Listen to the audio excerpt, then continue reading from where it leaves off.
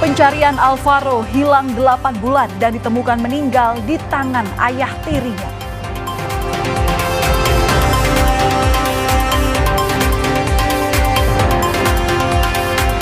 Sejumlah siswa harus berbagi ruangan dengan pengungsi erupsi Gunung Semeru di hari pertama aktivitas belajar mengajar diselenggarakan.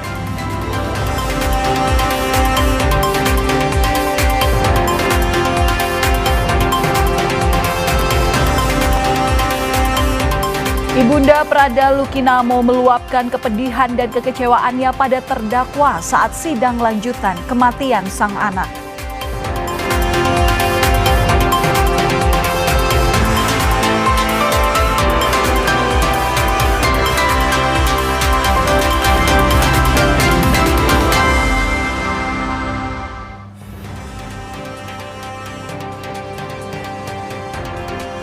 Halo saudara, selamat malam. Selamat datang di Kompas Malam. Selain 3 berita utama tadi, kami juga memiliki sejumlah informasi menarik lainnya yang patut Anda simak hari ini bersama saya, Valentina Sitorus. Kita langsung saja ke informasi yang pertama. Saudara, informasi datang dari Sulawesi Selatan.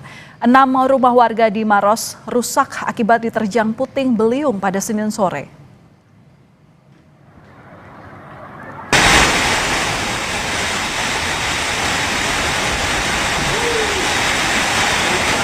Puting beliung terekam video amatir menerjang permukiman warga di Kelurahan Soreang, Maros pada Senin sore. 6 rumah rusak parah. Sejumlah warga memilih untuk mengungsi ke tempat aman.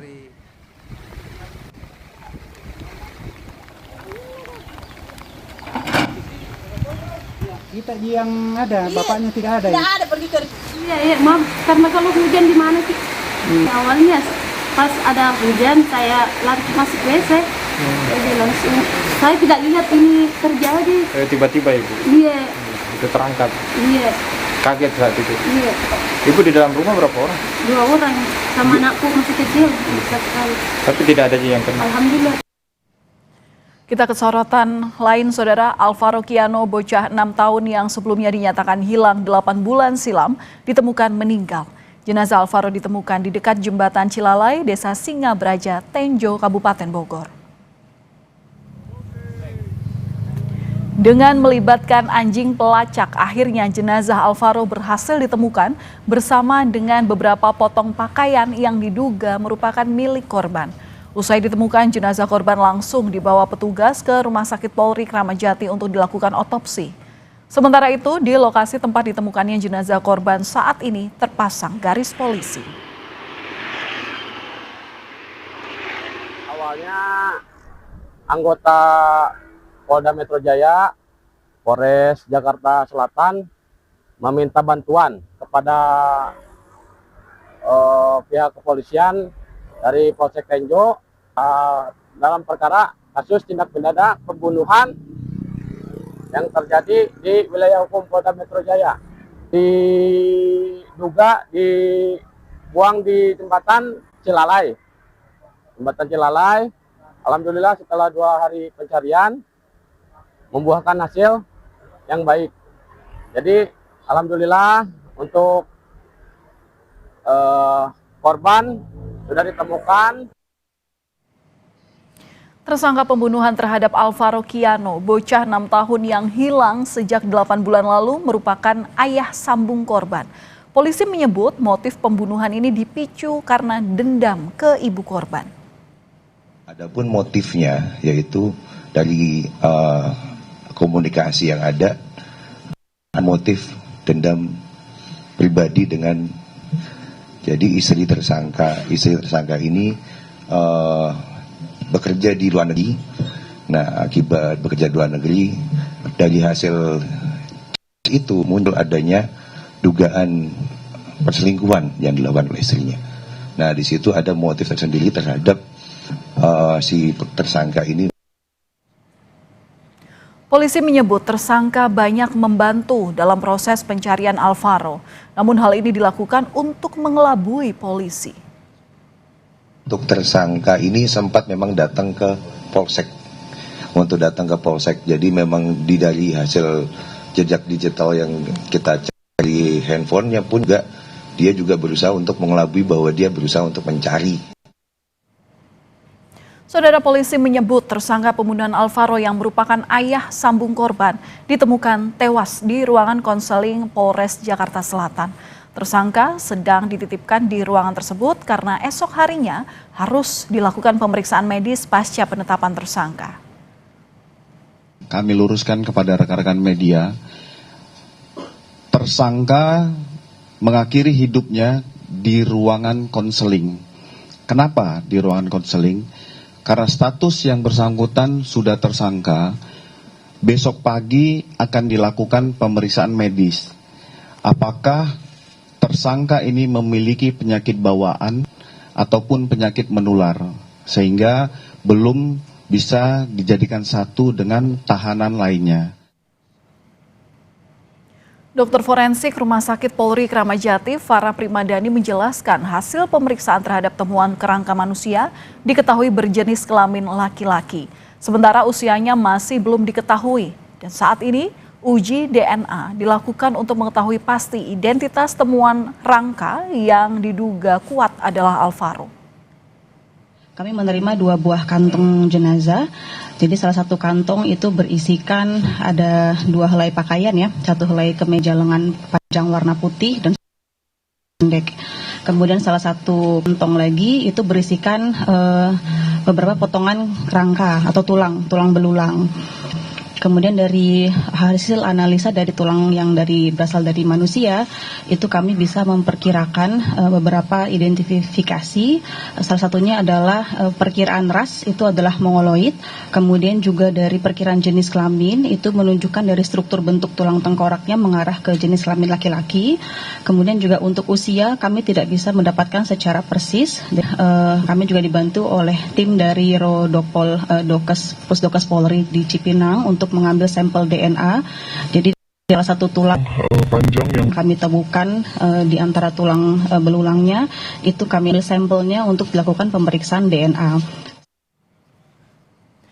Dan untuk mengetahui kondisi terkini di rumah duka Alvaro Kiano Nugroho, saat ini sudah bergabung jurnalis Kompas TV Jihan Jufri dan juru kamera Septa Yoga Janaloka dari Pesanggerahan Jakarta Selatan. Selamat malam Jihan, apa informasi yang didapat keluarga soal jenazah Alvaro?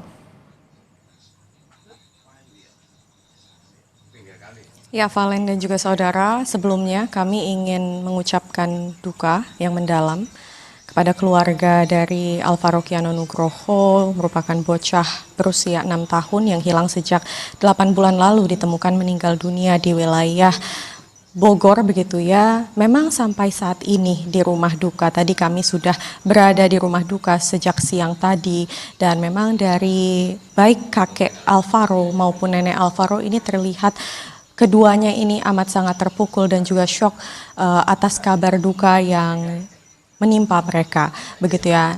Sampai saat ini memang dari keluarga pun masih menunggu yakni kabar terkini dari pihak kepolisian kapan kemudian kerangka dari jenazah Alvaro Kiano Nugroho ini bisa dipulangkan ke rumah duka.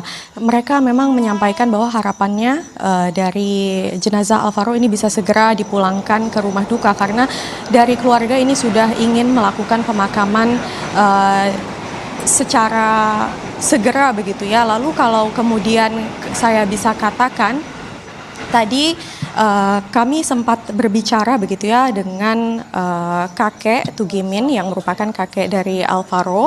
Tadi kakek Tugimin ini meninggalkan rumah duka sekitar pukul 5 sore untuk kemudian beranjak langsung ke Polres Jakarta Selatan karena memang di Polres Jakarta Selatan tadi sekitar pukul 7 malam ini dilakukan rilis begitu ya, baik dari Polres maupun bersama dengan Kabid Humas Polda Metro Jaya. Nah, memang masih kami tunggu informasi terkini kapan jenazah Alvaro bisa dipulangkan.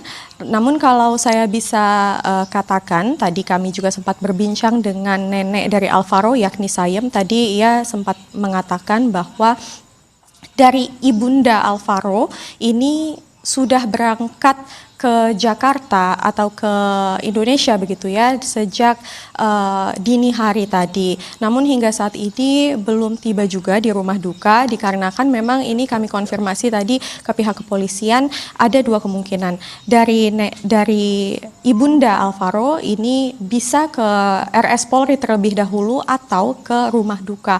Nah, memang kami masih tunggu kapan nantinya dari jenazah Alvaro bisa dipulangkan ke rumah duka. Kabarnya seharusnya ini akan segera dipulangkan ke rumah duka usai dilakukan dari tes DNA di Rumah Sakit Polri. Kita tunggu kapan tes DNA dilakukan, seharusnya segera. Valen.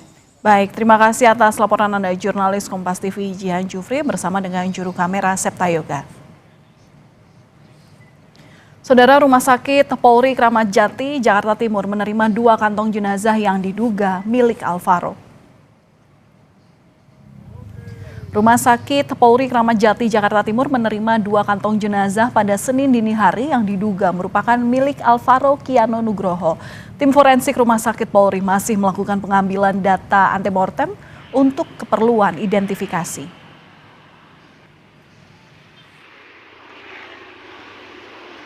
Dua kantong diduga korban di situ tertulis Mr. X, yaitu pada hari Senin jam 00.45, dan saat ini kami sedang lakukan pemeriksaan luar dan dalam sesuai dengan permintaan dari penyidik. Untuk sekarang sudah ada pihak keluarga yang datang Pak untuk memberikan sampel? Kita lagi berproses, kita koordinasi dengan penyidik untuk pengambilan data antemortem. Terkait dengan kasus meninggalnya Alvaro, kita akan membahasnya lebih lengkap dengan AKP Citra Ayu, Kepala Unit Pelayanan Perempuan dan Anak Polres Metro Jakarta Selatan. Selamat malam, Bu Citra. Apa kabar? Selamat malam Mbak Valen, terima kasih atas waktunya. Sebelumnya kami jajaran Satreskrim Polres Jakarta Selatan mengucapkan turut berduka cita yang mendalam terhadap keluarga almarhum. Semoga senantiasa diberikan kekuatan dan juga ketambahan. Amin. Doa yang sama dari redaksi Kompas TV dan juga seluruh masyarakat Indonesia untuk keluarga Alvaro. Bu Citra, ini bisa diceritakan kronologi kasusnya sampai akhirnya Alvaro ditemukan 8 bulan kemudian. Kenapa ini seolah membutuhkan waktu lama untuk menemukan Alvaro? Baik, jadi berangkat dari hilangnya anak korban AKN ini pada tanggal 6 Maret 2025, di mana awalnya korban ini berangkat menuju masjid, kemudian tidak kembali ke rumah. Berawal dari situ, kakek korban dengan inisial T membuat laporan terkait hilangnya korban AKN ini pada tanggal 7 Maret 2025. Dan tentunya dari laporan tersebut, anggota melakukan penelusuran TKP hilangnya korban dan juga mengumpulkan informasi dari saksi-saksi yang mengetahui ataupun memiliki keterkaitan dengan korban. Sampai kemudian pada akhirnya pada Jumat 21 November kemarin kami berhasil mengamankan pelaku penculikan terhadap korban, di mana pelaku ini merupakan bapak tiri dari korban. Oke, dalam prosesnya ini sampai 8 bulan untuk menemukan anak hilang, ini apa kendalanya Bu Citra? Ini lama sekali loh. Baik, tentunya kami dalam 8 bulan ini dari menerima laporan kakeknya Alvaro pada 7 Maret, kami melakukan penyelidikan, kemudian kami juga melakukan pendalaman terkait saksi-saksi, informasi yang diberikan oleh saksi-saksi yang tentunya tidak sedikit Mbak Valen ya. Kemudian kami selain itu kami memang mencari informasi yang ada keterkaitannya dengan korban ini, baik itu keluarga yang di Batam, kemudian di Sukabumi, kemudian kami juga melakukan pendalaman ke Cipinang dan juga terakhir ke Bogor.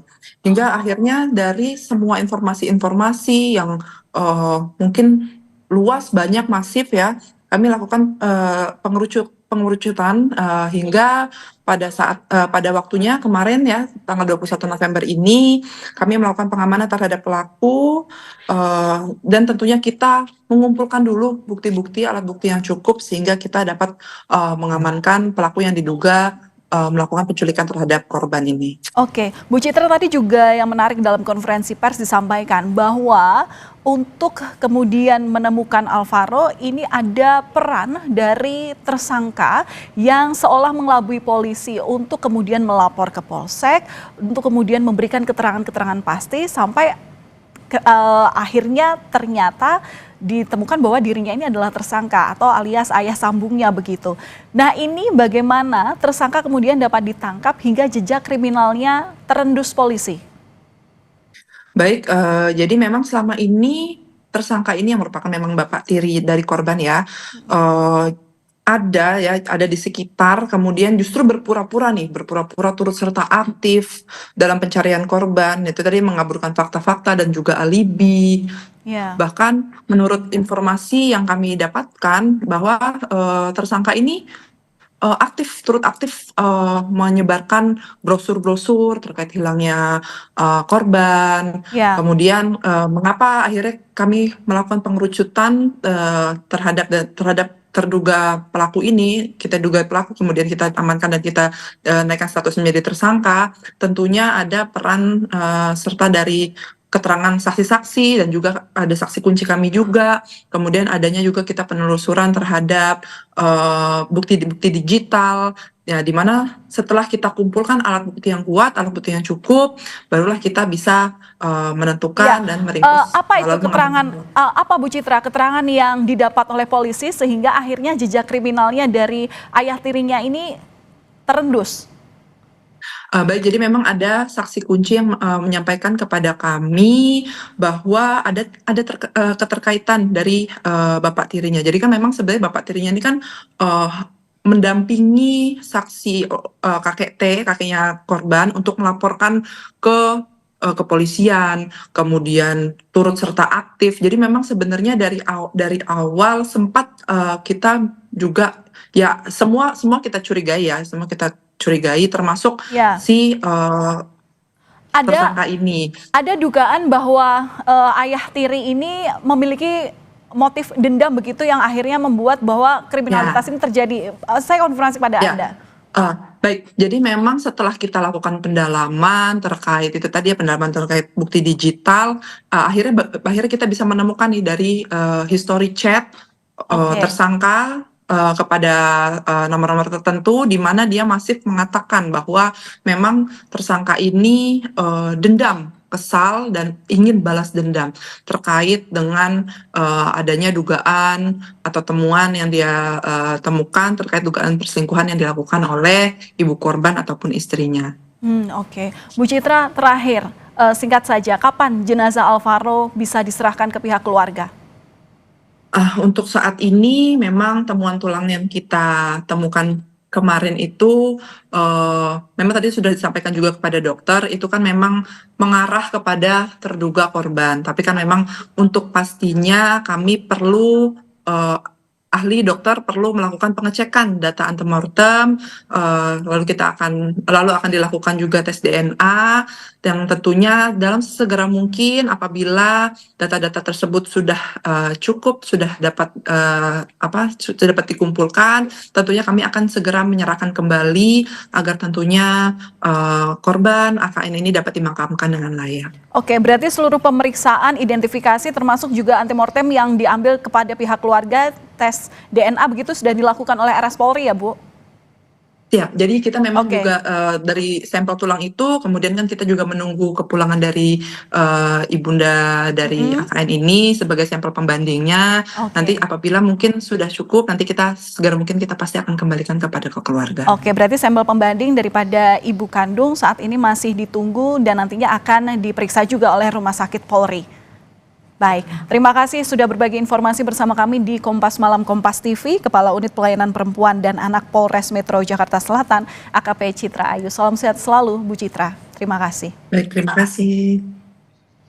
Saudara, kami akan kembali usai jeda dengan informasi mengenai sejumlah siswa yang kini harus berbagi ruangan dengan pengungsi erupsi Gunung Semeru di hari pertama aktivitas belajar mengajar diselenggarakan.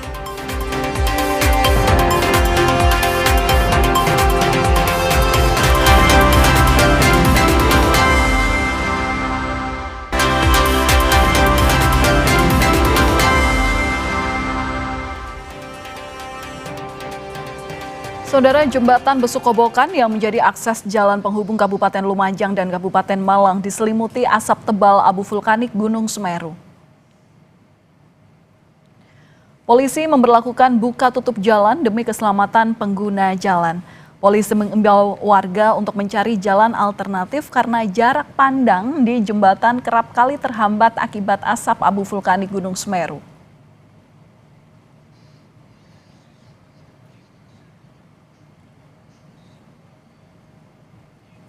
Aktivitas belajar mengajar di wilayah Kecamatan Pronojiwo, Lumajang, Jawa Timur mulai digelar tatap muka di sekolah. Namun siswa harus berbagi ruangan dengan pengungsi yang terdampak erupsi.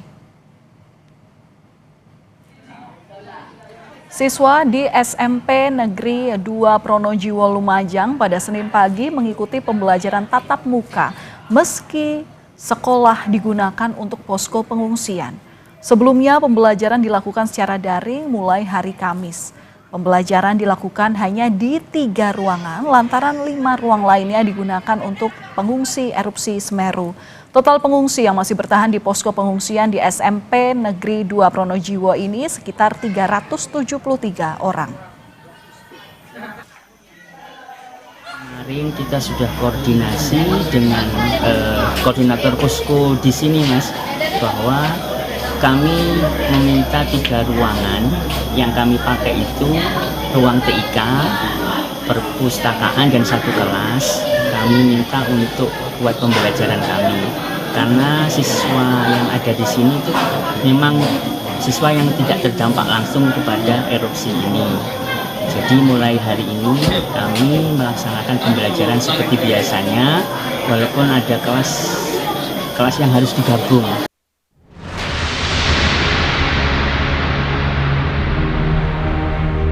Gunung Semeru masih berstatus awas. Abu vulkanik letusan Gunung Semeru masih menyelimuti kawasan Besukobokan, Lumajang. Kepulan asap putih membumbung tinggi di atas jembatan Gadak Perak, Kecamatan Candipuro. Warga terdampak letusan Semeru masih bertahan di pengungsian. Namun, sebagian warga pulang menyelamatkan barang dan dokumen penting dengan dibantu polisi.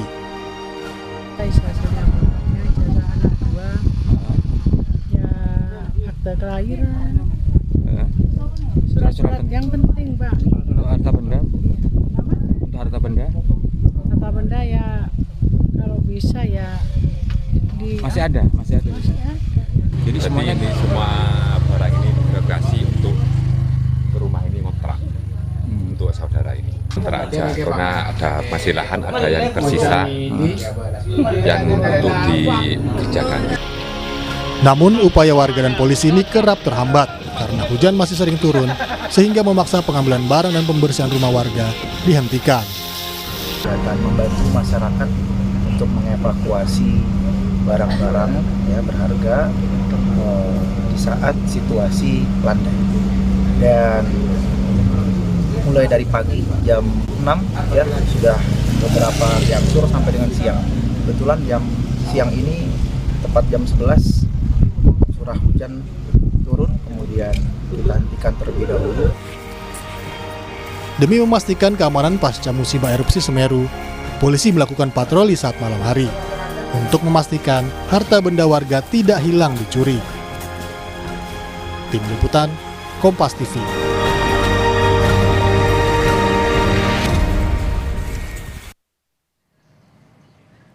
Dan untuk mengetahui penanganan pasca erupsi Gunung Semeru sudah bergabung bersama kami melalui sambungan daring Sekretaris Daerah Kabupaten Lumajang, Agus Triyono. Selamat malam Pak Agus, apa kabar? Selamat malam Mbak Valen, Alhamdulillah kabar baik. Ya Pak Agus, ini sekolah sudah mulai tatap muka. Nah sejauh mana ini warga bisa beraktivitas secara normal pasca erupsi? Ya, hari ini pemerintah Kabupaten Lumajang berkebijakan untuk sekolah yang berada di wilayah Kecamatan Pronojiwo yang tempatnya digunakan sebagai penampungan pengungsi. Hari ini Senin tanggal 24 November sudah kita berlakukan lagi pembelajaran. Untuk di SMP Negeri 2 Pronojiwo, kebetulan memang kelasnya kecil, yaitu kelas 7 itu hanya ada 1 rombongan belajar, kemudian kelas 8 ada 2 rombel, dan kelas 8 ada 2 rombel, sehingga dalam satu SMP itu ada 5 rombongan belajar. Ditempatkan di 3 lokal, sementara yang lain kita pergunakan untuk menampung warga yang masih mengungsi. Sampai dengan sore tadi jam 16.00 terdata pengungsi yang berada di SMP Negeri 2 Pronojiwo sejumlah 373 dan total yang termasuk yang ada di SD Negeri 04 Supeturang 04 itu ada 45 orang sore tadi, tapi biasanya malam itu bertambah. Dan yang untuk di SD Supeturang 2 yang terkena APG kemarin yang habis total bangunannya itu ada sekitar 93 siswa. Kemudian yang di SD Supeturang 04 kita gabung di SD Negeri Supeturang 1. Jadi 3 SD bergabung di SD Supeturang 01. Demikian Mbak Valen. Baik, Pak Agus, ini kalau dengan rencana relokasi warga korban erupsi ini selanjutnya apakah sudah ada update-nya Pak? Karena ini kan juga kami melihat di sekolah-sekolah tadi ada siswa yang bahkan tidak menggunakan seragam yang sama. Artinya ini kan sebenarnya siswa tidak bisa menggunakan seragamnya karena seragamnya juga kemarin terdampak erupsi ya. Bahkan rumahnya juga ada data yang mengatakan 21 rumah ini roboh, hancur. Kemudian 1 SD Negeri Supeturang 2 itu bahkan tidak bisa digunakan. Nah langkah relokasinya, update-nya seperti apa Pak? Ya, warga yang mengungsi berada di SD Supeturang 4 maupun di SMP Negeri 02 ini sebenarnya mereka sebagian besar korban erupsi 4 Desember 2021. Ya. Yang sebagian besar itu sudah memiliki hunian tetap yang sudah dibangunkan pemerintah pusat melalui Kementerian PU tahun 2022 yang lalu. Tapi pada saat kejadian sebagian besar warga ini sedang berkebun di tempat yang lama. Sehingga nanti diharapkan kami sedang menghimbau seluruh warga yang di pengungsian yang sudah memiliki hunian tetap tahun 2022, kami himbau untuk kembali menempati rumah hunian tetap yang sudah disiapkan oleh pemerintah tahun 2020 yang lalu. Kemudian untuk yang belum memiliki rumah yang tahun 2022 tidak terdampak erupsi, 19 November kemarin terdampak erupsi sekitar 22 kepala keluarga tadi. Pemerintah Kabupaten Lumajang, Ibu Bupati Lumajang sudah bersurat kepada Kementerian Kehutanan, Kementerian PU, dan Kementerian dan PNBP. Kita mengajukan lahan PPKH miliknya Kementerian Kehutanan yang berada di Kecamatan Pronojiwo. Ada 4 lokasi yang kami usulkan, yaitu di Desa Supeturang ada 2 lokasi, kemudian di Desa Ororombo juga ada 2 lokasi. Kami tentu menunggu kebijakan dari Kementerian Kehutanan mana nanti yang dimungkinkan untuk ditempati sebagai lahan relokasi hunian para pengungsi yang terdampak erupsi kemarin itu. Oke, berarti sudah ada lahan relokasi meskipun masih ada beberapa titik yang sedang diusahakan pemerintah. Tapi Pak, singkat saja, di lahan relokasi ini juga sudah terdapat fasilitas umum, salah satunya adalah sekolah ya Pak ya, karena ya harapannya lokasi-relokasi itu ya sudah memenuhi kebutuhan warga di sana, termasuk salah satunya adalah pendidikan, sekolah yang dekat dengan permukiman warga. Ya, kalau lahan perhutani ini tentu adalah lahan PPKH, jadi lahan perhutanan yang dikerjakan di garap masyarakat. Tentu harapan kami nanti dari 4 lokasi ini yang diizinkan oleh Kementerian Kehutanan akan kita pilih yang paling dekat dengan pemukiman penduduk yang lain. Insya Allah 4 lokasi yang ada kami usulkan ini tidak terlalu jauh dengan jalan raya dan juga tidak terlalu jauh dengan lokasi SD yang sudah ada. Yang jelas juga tidak mematahkan atau tidak memutus mata pencaharian warga yang hingga kini mungkin menjadi kegalauan mereka tempat mengungsi, kemudian meskipun cuacanya masih buruk, mereka memilih untuk kembali ke rumahnya karena perkebunannya masih ada di sana. Terima kasih sebelumnya Pak sudah berbagi informasi bersama kami di Kompas Malam, Sekretaris Daerah Kabupaten Lumajang Bapak Agus Triyono. Salam sehat selalu Pak. Terima kasih Mbak Valen, selamat malam. Selamat malam. Alvaro ditemukan meninggal di tangan ayah tirinya, saudara. Tersangka banyak membantu proses pencarian Alvaro, namun hanya untuk mengelabui polisi. Informasi lengkapnya kami sampaikan usai jeda, hanya di Kompas Malam.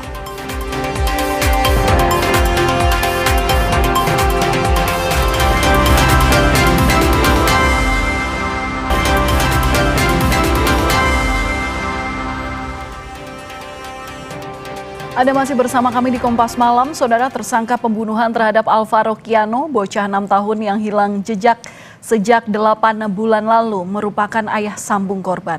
Polisi menyebut motif pembunuhan dipicu karena dendam ke ibu korban.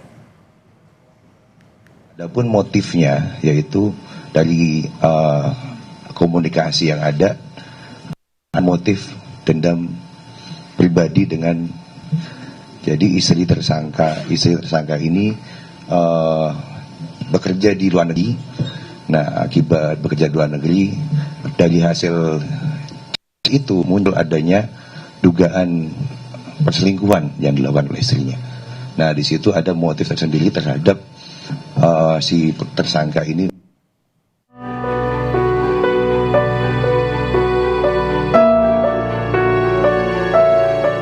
Alvaro Kiano, bocah 6 tahun yang sebelumnya dinyatakan hilang 8 bulan silam, ditemukan meninggal.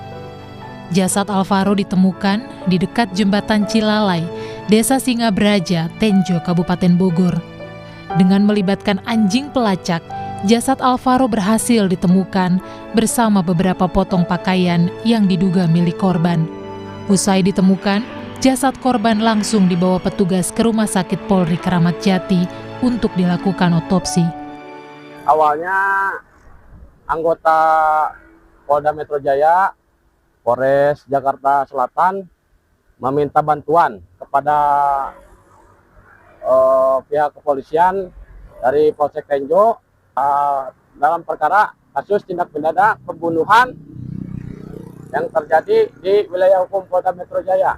Diduga dibuang di jembatan Cilalai. Jembatan Cilalai, alhamdulillah setelah 2 hari pencarian membuahkan hasil yang baik. Jadi alhamdulillah untuk korban sudah ditemukan. Tangis tak terbendung ketika kabar itu sampai ke rumah keluarga. Keluarga tak menyangka Alvaro ditemukan sudah tidak bernyawa.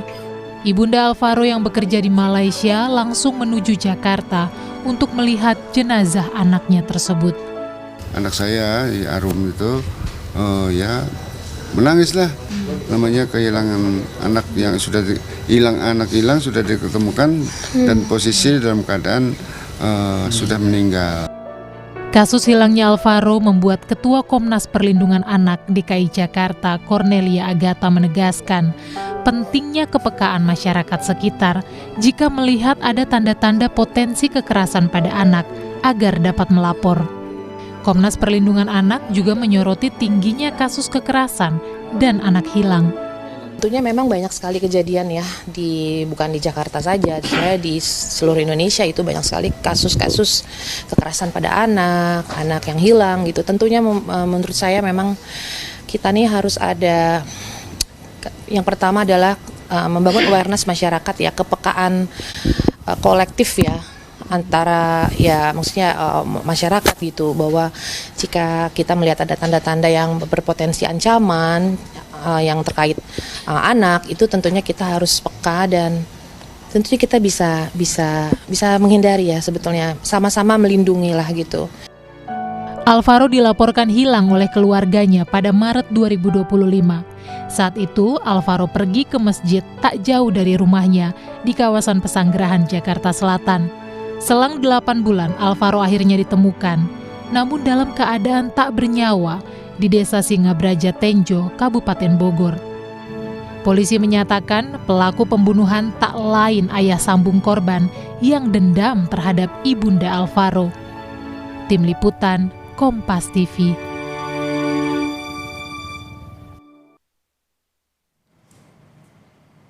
Ibunda Prada Lukinamo meluapkan kepedihan dan kekecewaannya pada terdakwa saat sidang lanjutan kematian sang anak. Informasi ini akan kami hadirkan usai jeda, saudara, hanya untuk Anda.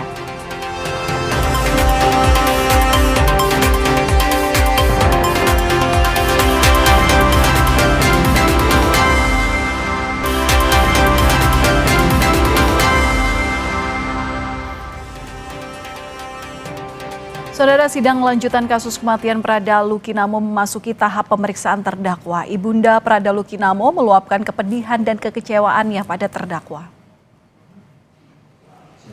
Ibunda Prada Lukinamo, Sepriana Paulina Amirpe yang mengikuti sidang kecewa dengan Letu Ahmad Faisal karena membiarkan penganiayaan terhadap anaknya. Padahal sebagai atasan langsung, Letu Ahmad Faisal dianggap mampu menegur bawahan yang melakukan penganiayaan.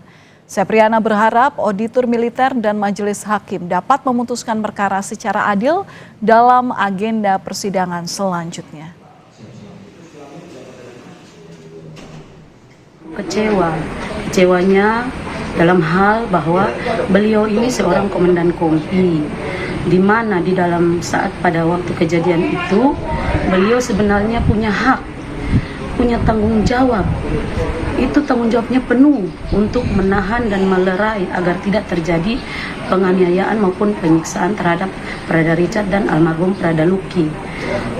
Karena beliau itu seorang komandan, dia berhak melarang. Yang masuk ini kan semuanya senior tapi beda kompi. Beliau hanya membiarkan saja. Terdakwa Letu Ahmad Faisal mengaku menyesal tak bisa melindungi bawahannya hingga mengakibatkan kematian Prada Lukinamo. Letu Ahmad didakwa pasal kombinasi 131 dan 132 KUHPM dengan ancaman 8 tahun penjara. Izin kami sampaikan untuk persidangan, kami sesalkan atas perbuatan kami karena tindakan ataupun kesalahan kami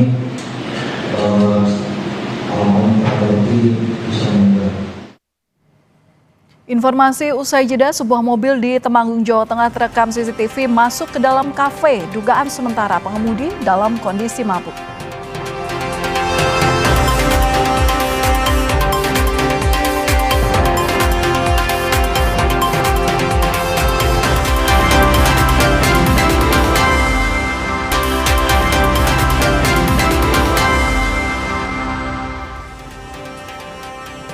Sebuah mobil di Temanggung, Jawa Tengah terekam CCTV masuk ke dalam kafe. Dugaan sementara pengemudi dalam kondisi mabuk. Awalnya mobil yang dikemudikan Yunus yang merupakan warga Parakan berhenti di depan kafe di kompleks SPBU di Danupayan Bulu, Temanggung. Tetapi tiba-tiba mobil melaju dan menabrak pintu kaca hingga masuk ke dalam kafe. Saat insiden, kafe masih belum beroperasi. Mobil berisi 2 orang diduga pengemudi dalam pengaruh minuman keras.